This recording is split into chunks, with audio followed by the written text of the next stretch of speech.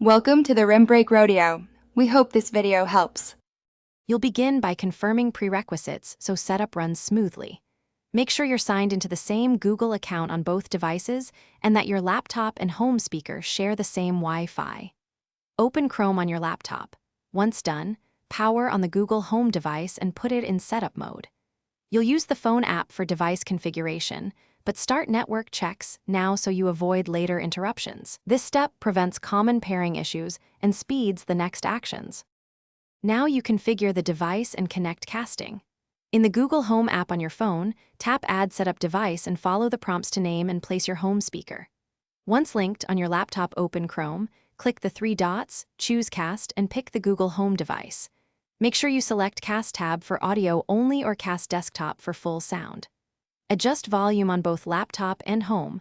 Once connected, test with a YouTube video or music track.